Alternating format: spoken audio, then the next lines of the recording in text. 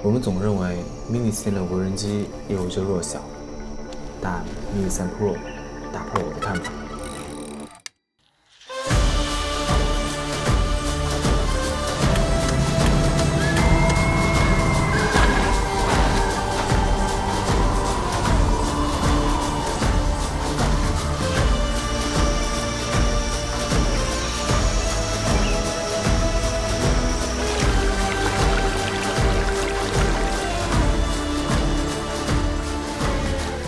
嗨，好久不见！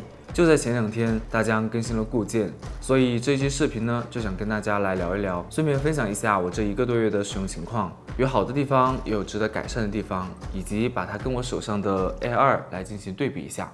这1个多月来 ，Mini 3 Pro 给我带来的最大的改变是使用频率上的变化。我之前常用的无人机是 Mavic Air 和 Mavic 3，我一般情况下出门是不会带它们的，除非是必须要拍航拍，主要是它们的体积和重量都太大了。Mavic 3就不说了，必须要单独带一个包。Air 的重量也是 Mini 3 Pro 的2倍，而 Mini 3 Pro 的体积摆在这里，放进兜里或者挎包都很轻松。小体积还有一个天然的优势，就是能更好的去拍摄穿越的画面。所以现在出门拍摄，我都会顺便带上 Mini 3 Pro。当然，还有一个重要原因，是因为实际使用下来，它的画质是意想不到的好。这就要说到 Mini 3 Pro 的相机了。在摄影领域，一直都传了一句话：“底大一级压死人。”这个底就是传感器的意思。Mini 3 Pro 的相机传感器尺寸呢是1.1/3英寸，大概是0.8寸的样子。A2 是1/2英寸。那大的传感器捕捉到光的信息就越多。再加上 Mini 3 Pro 的光圈是 f1.7，Air 2呢是 f2.8，白天可能还看不太出来差距，只是颜色倾向上略有不同。但一到了晚上，这个差距就会特别明显。在相同 ISO 和快门速度下，拥有大光圈、更大传感器的 Mini 3 Pro 不仅显得更亮，阴影出的噪点也更少。不过，这并不意味着 Mini 3 Pro 的相机就无敌了。由于它的光圈是恒定的 f1.7， 不可以调整。之前我们在川西的雪地拍摄的时候，因为雪的反射率太高了，就算我们用最大的快门速度，画面也是过曝的。这个时候我们是上了256的 ND 才保证的正常曝光。然后就要讲讲 Mini 3 Pro 的视频表现了。与 Air 相比，虽然两者的拍摄参数上看起来是差不多的，最高都能拍摄 4K 60帧的视频，也都支持 DCD Like， 但是就在前2天，Mini 3 Pro 更新了固件，在录制 4K 30帧及以下的 DCD Like 视频时，有10比特的颜色记录能力，而且在30帧及以下帧率时，Mini 3 Pro 的动态范围高达12.5档。10比特的意思呢，就是能够记忆多达10亿种颜色。再加上有双原生 ISO 的加持 ，Mini 3 Pro 对于我这种自媒体频道来说，已经完全够用了。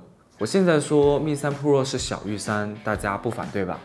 那相比之下，还要贵200的 A2 这些都没有。当然 ，Mini 3 Pro 这一次的核心卖点是支持无损速拍，这个大家估计都知道了。对于很多做短视频的朋友来说，这是刚需，不用像以前那样为了达到速拍的效果，只能裁剪画面。而像我这样不怎么拍短视频的人来说，这也是一种更方便记录生活的方式。当然，机身这么轻小、画质又好的无人机，在大多数情况下用起来都是极好的。但是，之前我把它拿到川西去飞的时候，小无人机的一些劣势就凸显出来了。比如在有风的环境下追车，在我开启运动模式下全速前进，依然很难追上正常速度的车。确实，大疆在飞控领域的算法很强，将它的抗风性做到了比预想中要好很多。很多风大的情况，画面依然很稳定。但在这样的环境中，我建议大家还是最好用体积和重量大一点的无人机比较靠谱。至于很多朋友都问我，相机前面有开孔 ，Mini 3 Pro 的抗水雾能力是不是不行？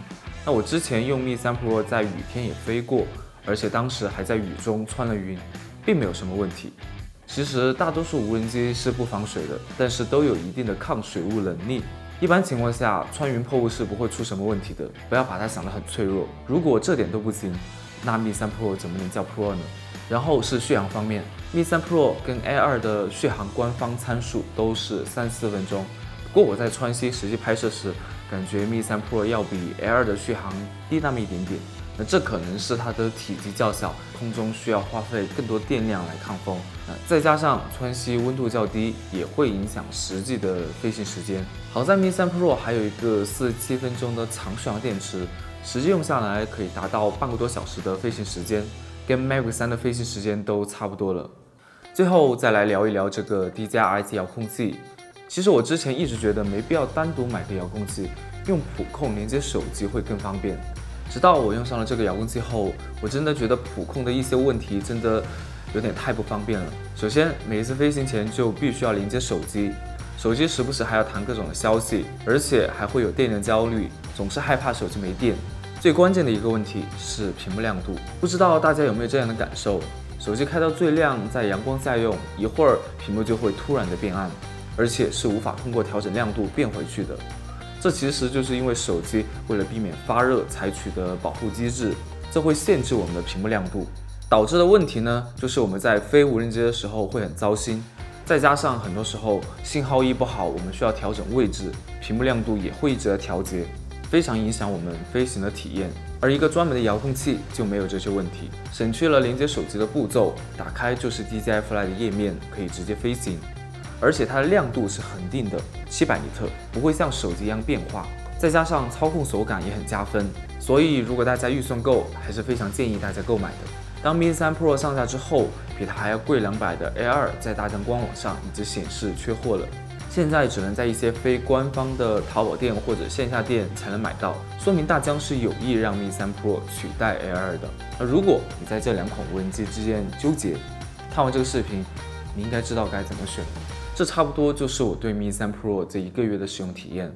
Mini 3 Pro 是今年为数不多让我感到兴奋的产品，我也很久没有那种冲动，会为了拍一个产品去爬楼、去高原，还因此得了肺水肿。这或许就是一个优秀产品它的魅力所在，会让人忍不住想尽可能的去体验它的各种参数和它的强大。好了，这期视频呢就到这里了。如果你对 Mini 3 Pro 还有什么疑问，也可以在评论区留言，我会一一回复的。如果这期视频对你有所帮助，一定要一键3连支持一下。我是红苏，我们下期再见，拜拜。